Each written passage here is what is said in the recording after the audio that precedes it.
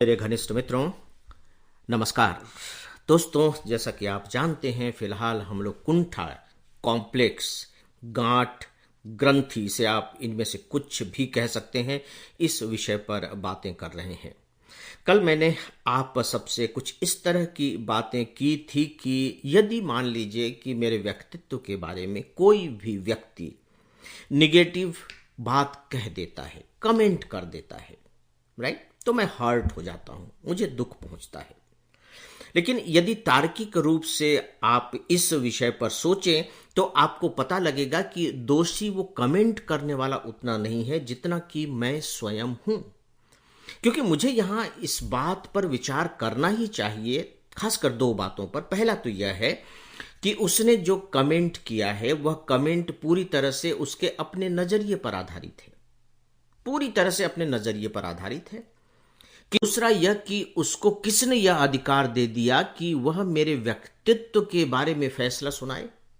ठीक है, उसको जो ठीक लगा उसने कह दिया, बात खत्म हो गई। लेकिन उससे मेरे व्यक्तित्व का निर्धारण नहीं हो गया, मेरे व्यक्तित्व की पूरी समीक्षा नहीं हो गई। इसलिए फ्रेंड्स, कल मैंने आप सबसे कहा था कि हमें अपने अंदर इस तरह के इम्यून पावर तो डेवलप करनी ही पड़ती है कि दूसरे कुछ भी कहते रहें, हम जो हैं वो हम जानते हैं। आज अपनी बात को और पुख्ता तरीके से रखने के लिए मैं आपके सामने कुछ उदाहरण पेश करने जा रहा हूं। इन उदाहरणों में आपको छोटे स्तर से लेकर के और बड़े स्तर के व्यक्तित्व दिखाई देंगे। आइए कुछ ऐसे उदाहरणों को देख लेते हैं तो शायद मेरी बात पर आपका यकीन बढ़ जाए। मित्रों, गांधी जी के बारे में आप क्या समझते हैं? गांधी जी के बारे में सोच करके देखिए, उनके चित्र देखिए, युवावस्था से लेकर के वृद्धावस्था तक के उनके चित्र देखिए।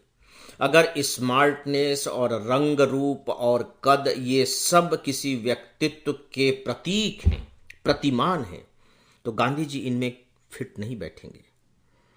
लेकिन गांधी जी क्या थे आप जानते हैं, बताने की जरूरत नहीं है।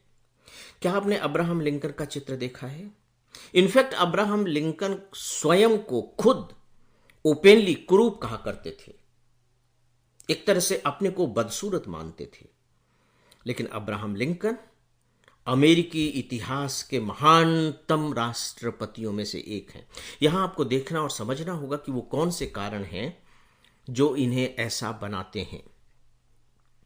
क्या आपने ओपरा विनफ्रे का नाम सुना है? नहीं सुना हो तो गूगल में जाकर के जरा देखिए, नाम भी आपको पता लग जाएगा कि ये क्या है, और साथ ही उनके चित्र को भी देखिए, गूगल में आ जाएगा। प्लीज डू दिस, आप ऐसा कीजिए। दोस्तों, इन्हें मैंने जयपुर लिटरेचर फेस्टिवल में देखा।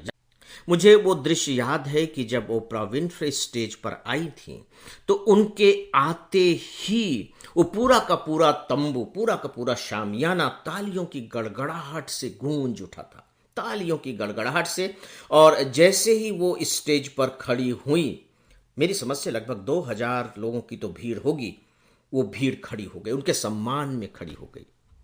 ओपरा विनफ्रे, आपको चाहिए कि आप गूगल में जाकर के देखें। अगर सौंदर्य के प्रतिमानों के आधार पर उनका आप मूल्यांकन करेंगे, व्यक्तित्व की कैसा दिख रहा है उसके आधार पर आपको मूल्यांकन करेंगे, तो आपको बहुत निराशा हाथ लगेगी।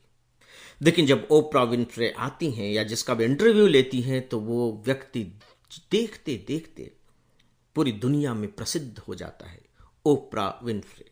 ऐसे एक दो नाम नहीं है। चलिए, फिल्म एक्ट्रेसेस और एक्टर के बारे में आप क्या सोचते हैं? सामान्यतः हमारे दिमाग में ये बात बनी हुई है, बैठी हुई है कि जो लोग फिल्म इंडस्ट्री में जाते हैं वो बड़े स्मार्ट होते हैं, बड़े सुंदर होते हैं, तभी फिल्म इंडस्ट्री में उनको जगह मिलती है, अदरवाइज जगह नहीं मिलती है।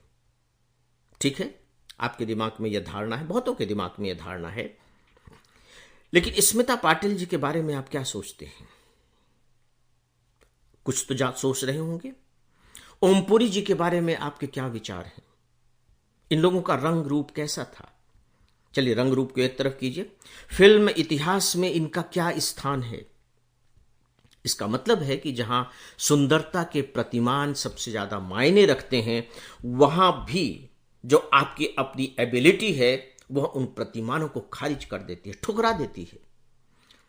दोस्तों, अगर मैं कहूं कि कोई विश्व सुंदरी है या ब्रह्मांड सुंदरी है, तो अब डेफिनेटली आपके दिमाग में आ गया, क्योंकि सुंदर और सुंदरी शब्द हैं तो वो सुंदर ही होगा। लेकिन नहीं, आप जो विश्व सुंदरियों का चयन होता है, आप उनके प्रतिमानों को देखिए। वहां ऐसा नहीं है कि सुंदरता ही मायने रखती है, वहां बुद्धि भी मायने रखती है, आपकी बुद्धिमत्ता भी मायने रखती है। इसका मतलब यह हुआ कि आप बहुत सुंदर हो सकते हैं, लेकिन अगर बुद्धिमानी आप में नहीं है तो वो सुंदरता कोई मायने नहीं रखती। आप ओथेलो पढ़िए, शेक्सपियर का नाटक है ओथेलो। उसकी जो नायिका हैं वो बहुत सुंदर हैं, वो राजकुमारी हैं, और वो बिल्कुल एक हबसी युवक से प्यार करती हैं, प्रेम करती हैं, जो सांवला होता, सांवला क्या, काला रंग का होता है। दोनों में कोई मैच नहीं है, लेकिन दोनों के बीच प्रेम है। दोनों के बीच प्रेम है। आपको क्या लगता है कि लैला मजनू में लैला कोई बहुत सुंदर थी? ये मैं जानबूझ करके कुछ ऐसे नाम ले रहा हूं जिनके बारे में हमारे दिमाग में कुछ धारणाएं बनी हुई हैं।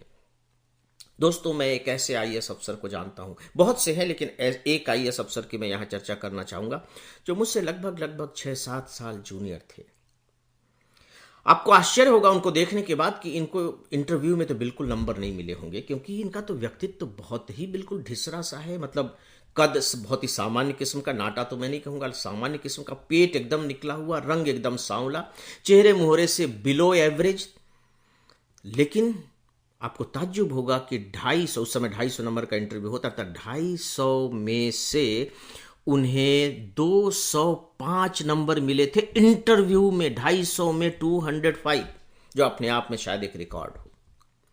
तो वहां उन लोगों ने, जो प्रशासक चुनने जा रहे हैं, उनके अंदर क्या देखा? डेफिनेटली मैं अपने पीटीआई के एक जर्नलिस्ट को यहां याद करना चाहूंगा दोस्तों। पीटीआई के जर्नलिस्ट, अनफॉर्चुनेटली अभी उनका नाम मुझे याद नहीं आ रहा है। उनका कद रहा होगा 5 फीट 1-2 इंच।